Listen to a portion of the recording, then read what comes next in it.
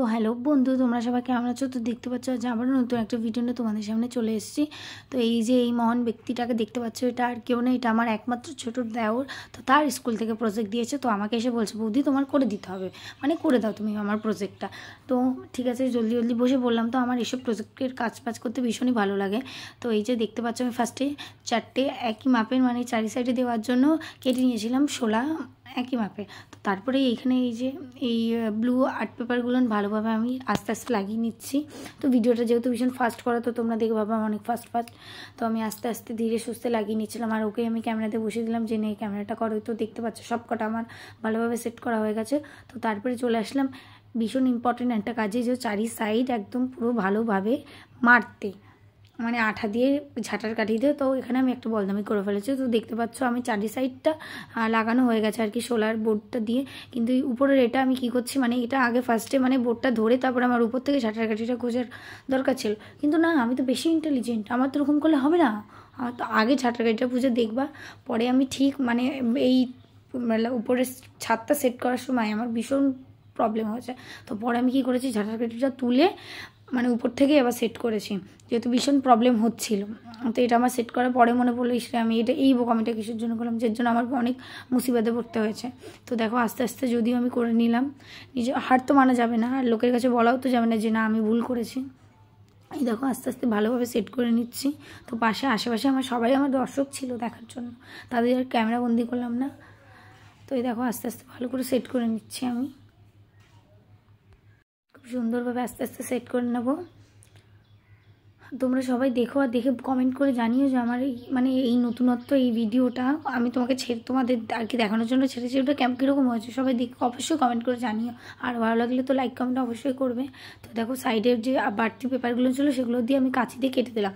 তো যে মেন আর কি যেই কাজ সেটাতে চলে আসলাম সেট করতে, মানে কি বলে মাছ টাছ, তারপরে আর ও অ্যাকুয়ারিয়ামের ভিতরে যেই গাছ টাছগুলো থাকে সেগুলো সেট করতে পারে। ও যেহেতু খুবই কম গাছ এনেছিলো, তো আমি কী করলাম, আমার ঘরে ছিল ওই প্লাস্টিকের আর কি গাছটা, তো সেখান থেকে আমি ওকে বললাম তুই নিয়ে আয়। ওখান থেকে আমি গাছ ফুলগুলো খুলে খুলে আস্তে করে ঝাঁটার কাঠি ওর মধ্যে গুঁজে আস্তে আস্তে করে মানে সেট করে দিলাম, যেন ভালো লাগে জিনিসটা দেখতে। তো যতই হোক আমার একমাত্র ছোটো দেওর আমাকে বলেছে করে দিতে, তো সব থেকে বেস্টই তো করে দিতে হবে ওকে, যেন ওগুলো সবার কাছে প্রশংসা পাই।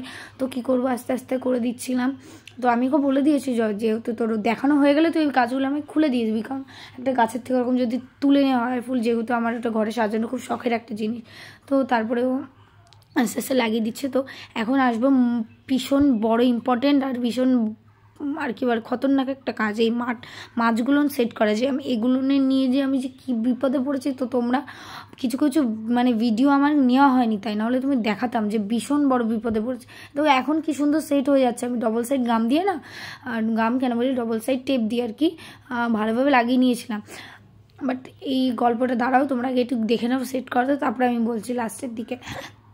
আস্তে আস্তে সেট করে নিচ্ছি এক এক করে সব কটাই।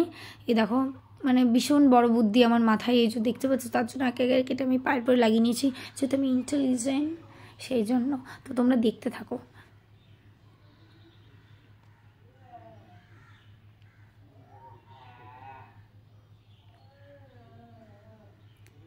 আস্তে আস্তে দেখো আমি কি করছি জিনিসটা।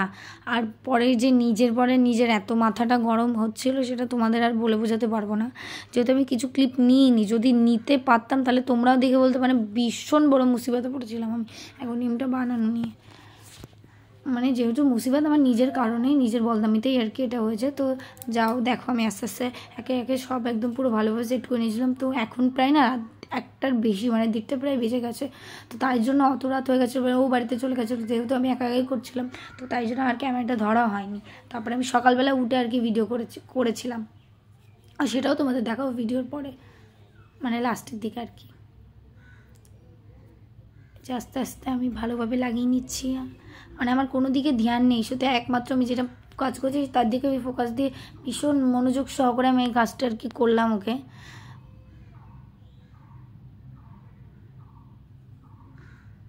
তোমরা দেখো একটু আস্তে আস্তে কত সুন্দরভাবে লাগিয়ে দিচ্ছি আমি।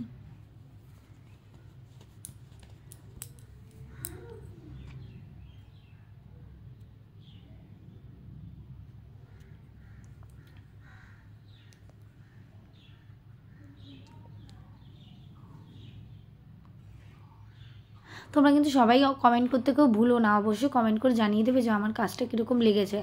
তো তোমাদের যদি এটাতে যদি ভালোবাসা দাও তো তবে আমি আরও মানে নিজে হাতে কাজ করে করে তোমাদের সামনে প্রেজেন্ট করব। আমার ভীষণ ভালো লাগতো, যেহেতু আমি বিয়ের আগে মানে ভীষণ পরিমাণে আমার ঘরের ম্যাক্সিমাম জিনিস আমার হাতের বানানো, মানে আমার ভীষণ হাতের কাজ করতে ভীষণ ভীষণ ভালো লাগে। তবে নিজের স্কুলের প্রজেক্ট কখনো আমি নিজে বানাইনি, তখনই সবসময় লোক দেওয়া করাতাম।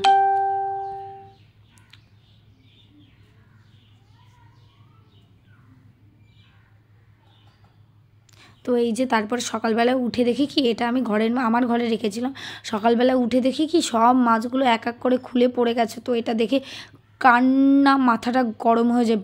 সে রাত 1:30 পর্যন্ত জেগে যদি করার পরে যদি এই অবস্থা দেখি, তো কী করলাম, দেন আমি একটা ঝটপট আইডিয়া করলাম, যেহেতু তখন 9:30 বেজে গেছে, 10টার মধ্যে মানে 10টার সময় স্কুল বললে যাওয়ার জন্য বেরোবে। তো তার মধ্যে 30 মিনিট আমার হাতে টাইম রয়েছে। তো পিছনে এই বোর্ডটা আমি পুরো খুলে আবার ভালো করে সেলুটেপ দিয়ে সুন্দরভাবে সেট করে দিলাম। সেট করে দেওয়ার পরে মানে পিছন দিকটাও আবার ভালো করে সেলুটেপ দিয়ে ভালো করে আমি চেপে দিয়েছি, যেহেতু আমি একবার খুলে ফেলেছিলাম পিছন দিকটা, খুলে যাওয়ার চান্সেস আছে, আর ও যাবে প্লাস ভ্যানে। তো ভালো করে মজবুত করে একদম করে দিলাম। তো এবার ও বাড়িতে আসুক, তারপরে দেখি ও স্কুলে সবাই আর কি বলেছে, স্কুলের ম্যামরা আর কতটা নাম্বার দিয়েছে তো জানা যায়। কারণ অবশ্যই তোমরাও বলে